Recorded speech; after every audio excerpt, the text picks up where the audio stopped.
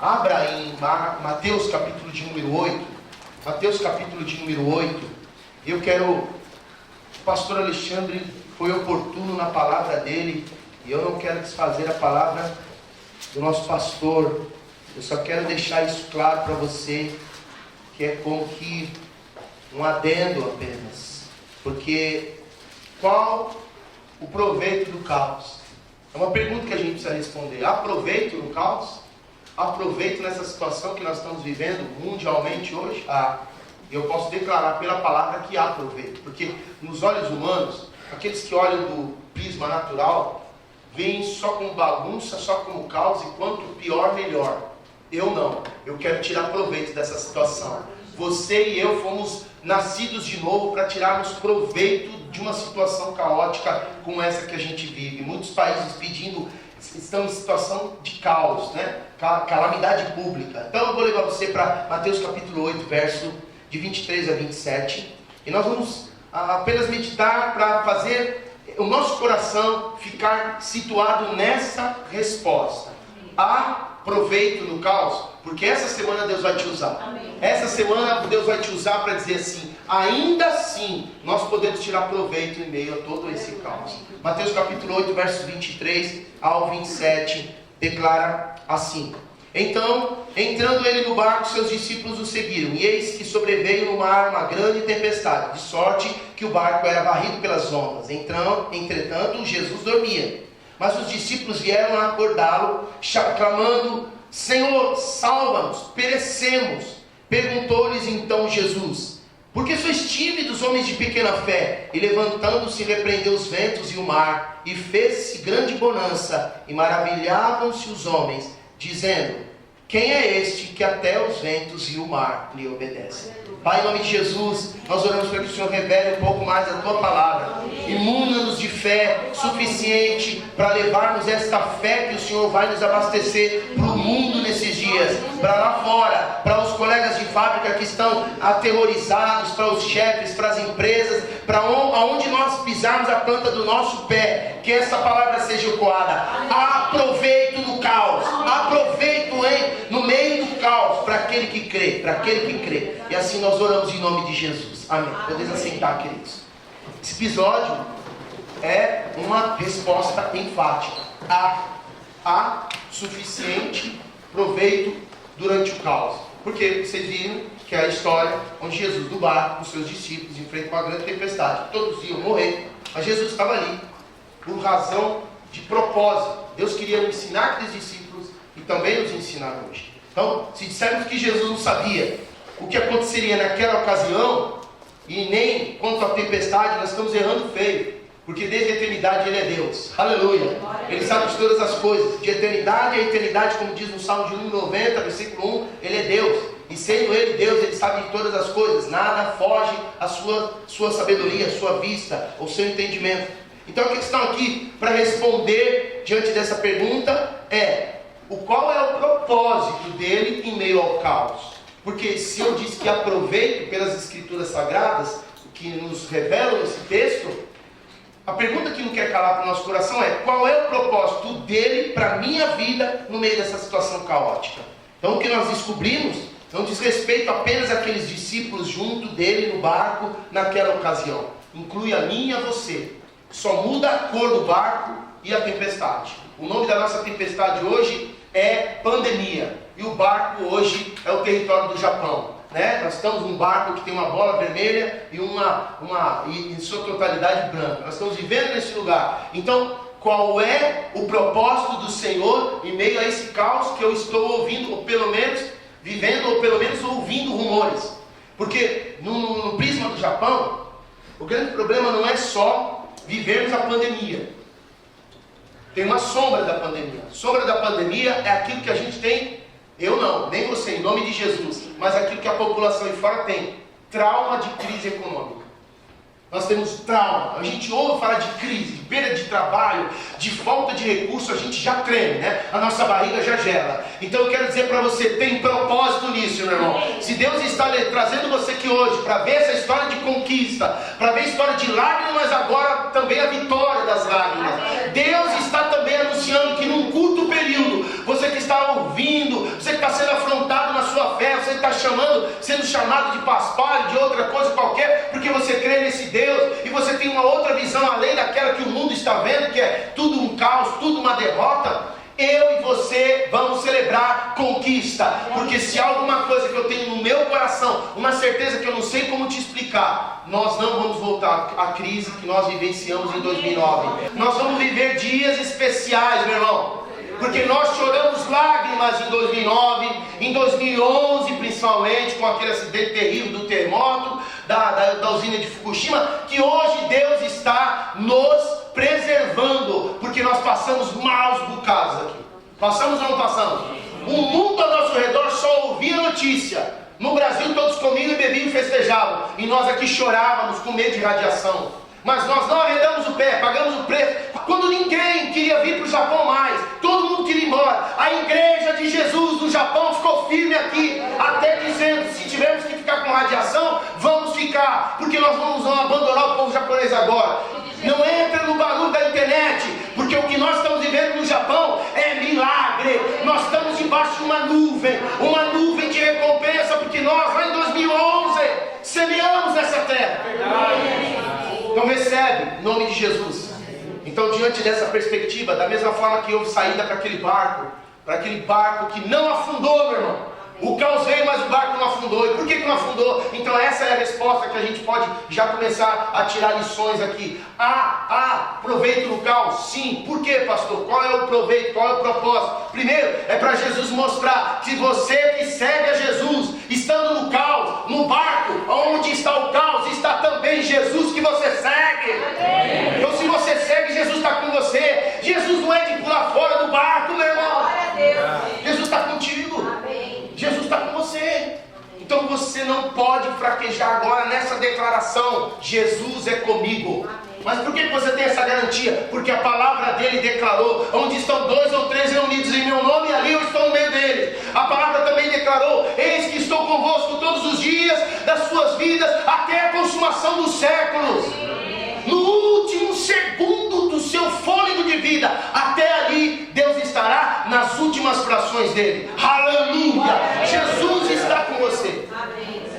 Então se você observar o versículo 23, ele está dizendo exatamente isso. Então, entrando ele no barco, seus discípulos o seguiram.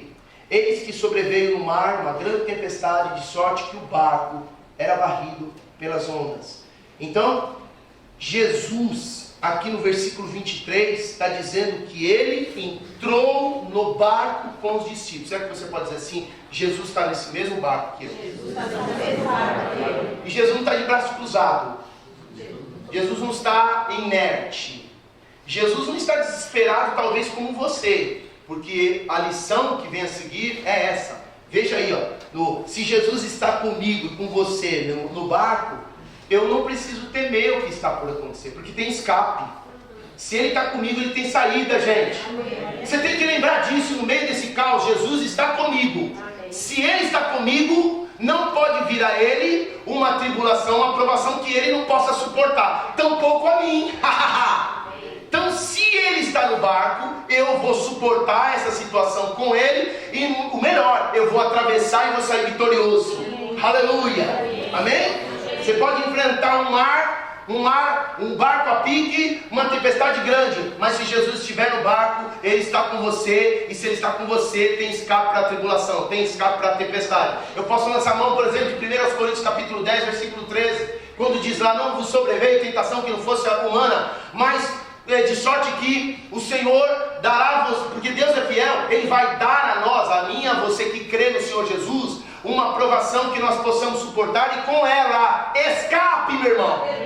Você está em Jesus? Amém. Então você vai sair disso, você vai passar por isso, você vai passar por isso, porque Deus não é homem para que minta, nem filho do homem para que se arrependa. Ele falar, não vai fazer, tem ele prometido, não vai cumprir. Então, lembrando, Jesus está comigo, está no barco. Se ele está no barco, tem saída. Se ele não tivesse saída, seria uma tentação. E eu quero lembrar para você, meu irmão, Deus não pode ser tentado, e ele também não pode tentar ninguém, porque Tiago capítulo de número 1, versículo 13 diz que porque Deus não pode ser tentado, ele não tenta ninguém. Então, se ele, entrando no barco, não soubesse que chegaria a outra margem, mesmo tendo tempestade no meio do caminho, ele não poria os discípulos com ele lá. tirar. Então ele sabia que tinha um escape. Então hoje a palavra é: aproveite no meio do caos, sim, para termos uma experiência com o escape de Deus. Aleluia! Aleluia. Segundo, o caos aparece de forma imprevisível, sabe para quê? Para mostrar quem realmente nós somos. De vez em quando, as máquinas na empresa precisam de manutenção, precisa? Os processos na empresa, que são, digamos assim, não mecanizados, mas humanizados, porque passa de homem para homem, precisam ser reciclados, precisam ser aferidos, para que não haja, no momento apropriado, no momento necessário de ação, não haja paralisação, não haja defeito no processo. Sim ou não? Vocês trabalham em fábrica, vocês estão entendendo a minha linguagem. Vem um dia lá que tudo para, eles fazem manutenção das máquinas, porque vai chegar o ISO, já, o tal do ISO, lembra o ISO?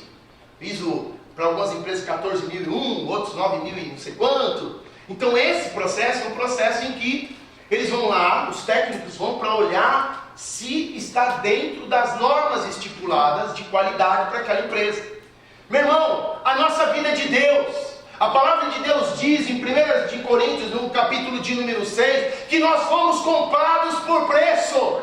A vida não é sua, é minha. Então Deus não quer a nossa vida ineficiente, porque a nossa vida cotidiana nesse mundo, tomado da natureza adâmica, ela vai de pouco em pouco se transformando ineficiente, porque nós deixamos de depender de Deus. A nossa natureza é ávida por autossuficiência. A nossa natureza é ávida por presunção. A nossa natureza, ela clama por tomar decisões autônomas, quando nós precisamos, do fundo da nossa alma, dependência de Deus. E assim ela vai. Porque Jeremias, no capítulo de número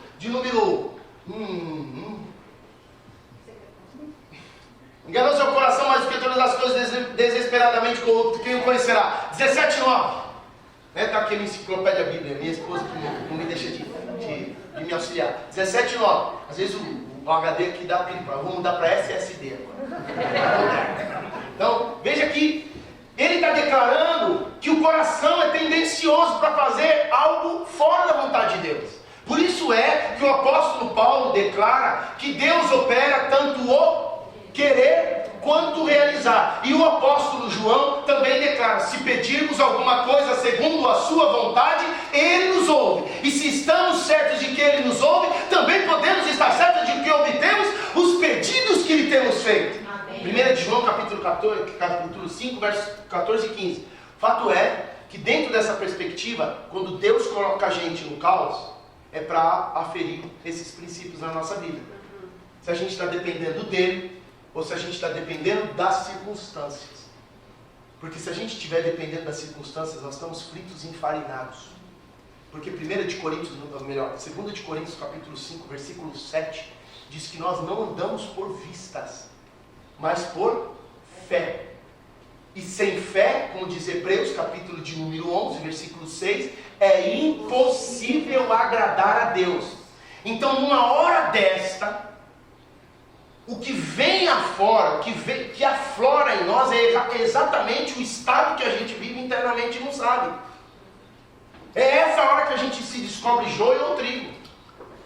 É nessa hora que a gente descobre pessoas de fé ou não, porque a fé está escondida na nossa natureza. A fé não dá para você demonstrar simplesmente por falar, por discurso. A fé é na hora prática. E qual é a hora que você tem que praticar as coisas de Deus? Qual é a hora que você tem que se agarrar a Deus e confiar? É na hora do caos, meu irmão. Então naquele barco, se você olhar aí os versículos 24 e 25, diz que Jesus estava no barco e veio sobremodo uma grande tempestade naquele mar, de sorte que o barco era varrido pelas ondas. Entretanto, Jesus dormia, gente. Jesus dormia. Eu fico pensando, por que Jesus dormia? Aí você fala, porque ele estava com sono, óbvio. O sono faz a gente dormir. Mas se a gente levar em consideração que havia um propósito, Jesus estava querendo demonstrar a eles, porque a gente vai ver isso no outro versículo adiante, Jesus estava querendo demonstrar a eles aonde que a fé dele estava alicerçada.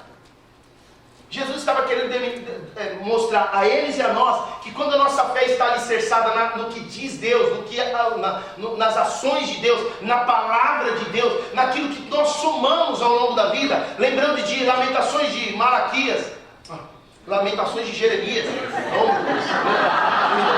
hoje estou podendo aqui, né? Lamentações de Jeremias, no capítulo 3, versículo de número 21, quero trazer à memória aquilo que me pode dar esperança. Então o que tinha na memória de Jesus alimentava a sua fé, de um pai bondoso, de um pai fiel, de um pai cuidadoso, mesmo quando tudo se torna um caos. Porque vale lembrar, irmãos, vale lembrar, vamos olhar a perspectiva de Jesus. Quando Jesus estava na eternidade, antes que houvesse mundo, ele viu Satanás se rebelando e uma terça parte dos anjos se rebelando contra o Pai, se rebelando contra Deus. Ele estava lá, porque a Bíblia diz que no princípio ele era o Verbo estava com Deus, o Verbo era Deus, ele estava lá, e ele viu a postura do Pai. O Pai não se destemperou, o Pai não saiu da linha, o Pai ficou assim como ele recomenda, que nós fiquemos no Espírito frente ao caos. Então quando ele viu aquela situação, aquilo alimentou. Então quando eu passar pelo caos da vida, quando eu tiver que estar lá entre os homens, eu também vou resistir com essa mesma convicção de que nada tira o Pai do posto de soberano, nada tira Deus do posto de governador da humanidade, nada tira Deus do controle, meu irmão, do governo, meu irmão. Então quando eu tenho essa fé, e eu deposito essa fé e trago isso à minha memória, o barco pode chacoalhar, eu vou dormir, eu vou descansar com o Senhor. Tem até uma música do Fernandinho, que eu gosto muito, uma música antiga, talvez os mais novos aí que gostam dele na guitarra, não vão pegar essa música dele, né? Uma música que ele cantava uma... Desde a antiguidade, ainda não se ouviu, ainda não se viu. Me perdoe se eu estiver errado aqui. Um Deus que trabalha por aquele que nele espera.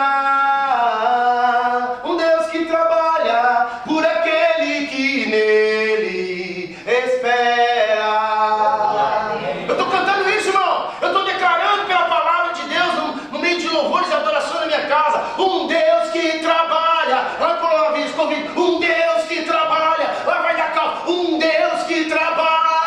O meu disco está repetindo, meu irmão, porque quanto mais repete o meu disco nessa adoração, a minha fé fica firmada e eu posso descansar, porque se ele está trabalhando, enquanto ele trabalha, eu descanso. É glória. Mesmo no Japão, não sabendo falar bulhufa de Nihongo, eu estou descansando, irmão, porque eu sei que meu Deus está trabalhando. Estar preocupado com Deus, meu Deus está trabalhando, porque se eu tomar o lugar dele, eu estou tomando supostamente o lugar da sua soberania. Só treme no barco quem está olhando para a circunstância, e quem depende da circunstância e quer tomar o lugar de Deus para fazer com as suas próprias mãos, achar uma solução, ou vai entrar pela via da ansiedade, ou vai entrar pela via da autossuficiência ou da soberba. Nós não podemos nada, irmãos. Bem falou aqui o pastor Alexandre. Nós não podemos nada. O que você pode fazer humanamente falando? Que conselho você dá para alguém, humanamente falando? Você vai dizer assim, meu amigo, você está com Covid? Fica tranquilo, eu estou aqui do seu lado. Vocês são doidos, você está do meu lado, você também vai ficar. Você tem que ficar muito longe de mim. Humanamente falando, não dá para você dar conselho, não dá para você dar palavra de ânimo. O lado da coisa aqui é ver o sobrenatural, irmãos. Porque nós não cremos nas circunstâncias, nós estamos acima das circunstâncias. E o que é que me dá essa garantia? Porque a fé é algo sobrenatural, a ponto de chamar à existência as coisas que não existem. Porque Romanos capítulo 4, versículo 17, diz que Abraão creu no Deus que ressuscita os mortos, irmãos. Amém. Ressuscita os mortos e chama à existência as coisas que não existem. Diga assim, na minha vida, no meu barco, Deus é capaz de chamar à existência a bonança. Eu não sei de onde, mas Deus é capaz. Ei, querido. E aí a gente vai para o último. Nunca preguei tão rápido nessa igreja como hoje. Aleluia! Estou fervendo aqui, irmão! Aleluia! Terceira e última ideia aqui. Aproveite no caos. Aproveite. Além de você saber que Jesus no barco com você, tudo vai muito bem. Música de criança, mas vai para adulto agora. Né?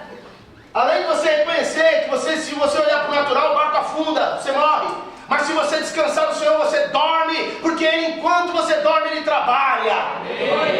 Quando você bota a tua esperança nele, Ele está fazendo por você, pelos seus filhos aquilo que você nem imagina, porque Ele pode chamar existências que não existem. E último, em Jesus nós aprendemos as normas de sobrevivência. Você entra numa aeronave, olha porque isso é uma coisa interessante, eu estava pensando nisso ontem.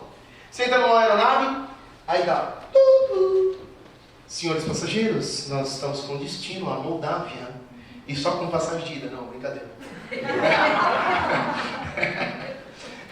Aí ele começa a dar temperatura externa, a temperatura do lugar onde você vai chegar no destino, horário, previsão do tempo, babá. Aí de repente fala assim, agora eu gostaria que vocês prestassem muita atenção nas informações de normas de sobrevivência, ou os socorros, a atitude de emergência que você dá. Aí chega aquelas mulheres. Aí cai a máscara. Eles vão usar moderno agora filminho, né? Agora eles fazem gracinha e tudo mais, né? Pois bem, no reino de Deus, nós temos normas de sobrevivência.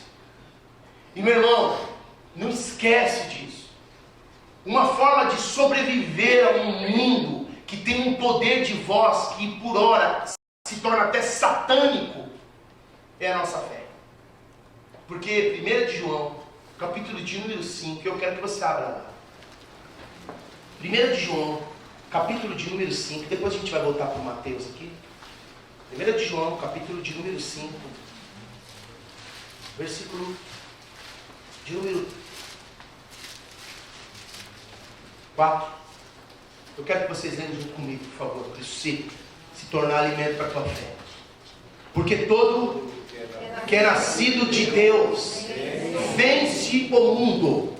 E esta é a vitória que vence o mundo. A nossa fé. Essa é uma norma de sobrevivência em todos os tempos. Eu não conheço um homem na face da terra que sobreviveu a situações caóticas em sua história, senão por meio da sua fé. A Bíblia é o livro da fé. A Bíblia é um livro de eventos caóticos, mas sobretudo é um livro que marca a experiência do homem com fé em Deus. No meio do caos, todos os homens que enfrentaram tal situação saíram dessa situação porque creram num Deus que está acima de qualquer coisa. Então essa é a forma que Jesus ensinou para os discípulos e está ensinando para nós. Volta para Mateus capítulo 8, vamos ver os versículos 26 e 27, diz assim: perguntou-lhes então Jesus: por que sois tímidos, homens de pequena fé? E levantando, repreendeu os ventos e o mar, e fez-se grande bonança. Pensa o seguinte: não há como dizer que a gente não expressa uma crença durante o medo, durante o caos. Até quem crê, até quem acredita que tudo vai dar errado, está depositando, está fazendo mão, está fazendo uso do poder da crença. Então ele está botando convicção naquela situação. Nós vamos morrer, Senhor! Em outro texto, Pedro estava gritando com Jesus. Eu não acredito que ele estava gritando, se segurando. Ele estava segurando na roupa de Jesus e o barco suavando. Nós vamos morrer, Senhor! Né? Então ele estava ali num desespero de causa. E por que Jesus não acordou? Porque a pergunta, tem uma série de perguntas que você pode fazer para esse texto. Jesus não acordou de propósito, gente, para mostrar para eles que haveriam de passar, que eles haveriam de enfrentar novos caos na vida deles. E que quando Jesus não estivesse lá, bastaria que eles depositassem fé, que é a firme convicção de fatos que não se veem, mas a certeza daquilo que se espera. Fé em Deus é como se você não visse a saída, mas você já entendesse que Deus estaria trazendo a você, está trazendo a você. Isso é fé. Você não olha para aquilo que a tua mente, aquilo que as circunstâncias, a partir da sua vista, estão determinando. Vamos colocar isso nos dias. Coronavírus. Isso é só o começo para o Japão. Olha, tem uma boca de um jornalista aí que eu só não amaldiçoei porque eu sou o portador de boas notícias, em nome de Jesus, né? Não amaldiçoei, diz a recomendação bíblica. Mas o que o homem fala? A besteira que o homem me fala. O Japão não está se cuidando, e é um engano pensar que os casos são poucos porque eles têm muito preparo para essa questão de coronavírus. Isso é só uma sombra, porque o pior está por vir. Oh, meu irmão. Pelo amor de Deus, não tem o que falar, fica de boca fechada, porque tem seres humanos nessa nação. O governo não está colocando em pandemônio uma situação de pandemia.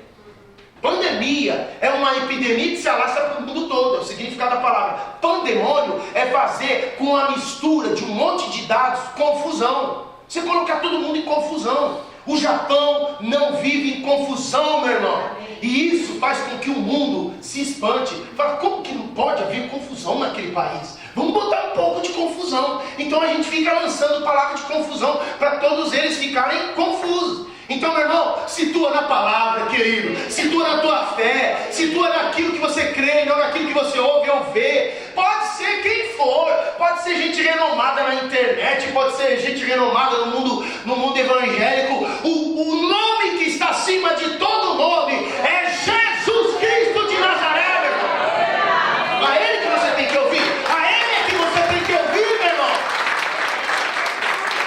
Ele foi rejeitado entre os homens. Ele deu a sua vida por nós. É a Ele que nós temos que ouvir. Até a própria Maria, e aqui é um recado para os nossos irmãos católicos que gostam tanto da Maria, até a Maria recomendou que ouvisse a Jesus. A Ele ouvir. Façam tudo o que Ele vos mandar. Aleluia. Receba aí, querido. Então, em nome de Jesus, nós estamos aqui com fé naquilo que Ele nos mandar fazer. Ele vai mandar você ir trabalhar amanhã, você tem certeza disso? Então vai trabalhar, irmão, vai trabalhar, vai conquistar o teu quinhão lá, sem medo de coronavírus, que coisa que é isso? Entende? O Senhor vai mandar você vir para a igreja. Aí você vai falar assim, não vou, porque lá eu vou encontrar a Mary. Aí eu posso ser contaminado, tá amarrado. Você quer vir? Vem, meu irmão, traz o teu álcool na bolsinha, traz a tua máscara aí, vamos ficar juntos aqui, querido. Porque, meu irmão, fala a verdade, se um de nós aqui ficar com coronavírus, a igreja toda vai ficar feliz? É a mesma coisa se todo mundo ficar junto. Porque o coração está na fé, irmão. Amém? Eu não estou desestimulando você a cumprir medidas básicas de saúde. Eu estou vendo algumas pessoas de máscara aqui e parabéns pela tua decisão. Agora, pensa o seguinte, meu irmão. Qual é o propósito da gente simplesmente ficar em casa e não atendendo uma recomendação, que não é uma recomendação do governo para nós nesse caso? Você que está aí na internet me vendo, está em Portugal, está na Espanha, está na Europa, está na América Latina. Isso não vale para você. Para nós aqui, nós não temos recomendação governamental de que igrejas têm que fechar, porque se fechar a igreja, repito, tem que fechar órgãos públicos, tem que fechar mercado, tem que fechar shopping, tem que fechar uma série de outros serviços na sociedade. Isso não aconteceu. Se você quiser, pode pegar aí na NHK que você vai ver.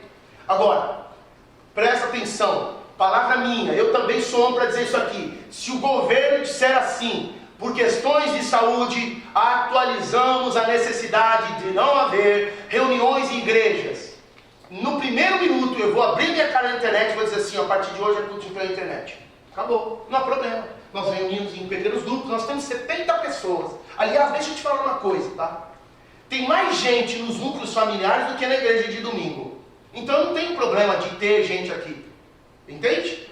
Mas eu entendo que é um hábito cristão e que não pode ser, digamos assim, paralisado sem razão. Aqui no Japão não tem razão. Estão entendendo isso? Isso é a arbitrariedade minha, irmão? Vocês me veem obrigando alguém a vir na igreja? Não obrigo ninguém. Quer ficar em casa, vai ficar em casa. Mas vai ver a mensagem depois. Vai pegar o fogo pela metade. Né? Vai pegar o fogo morno, porque o fogo quente está aqui, né? É presente de Deus. Então, tá certo. Agora, fechando o assunto aqui, normas de sobrevivência. Fé, filho. Fé. Porque no versículo de número 26 e 27, no 26 ele fala, por que vocês são tão tímidos e homens de pequena fé? É óbvio, estão olhando para a circunstância. Sua fé vai sempre estar intimidada frente às circunstâncias. Enquanto o exército de Israel olhava para o tamanho do gigante, a fé deles era pequena. Davi preferiu olhar para o tamanho do Deus dele e o gigante se tornou pequeno. Oh, glória. Enquanto os escribas que entraram, os espias que entraram, os 12 entraram na terra prometida, 10 deles viam os gigantes e à sua vista se viam como gafanhotos.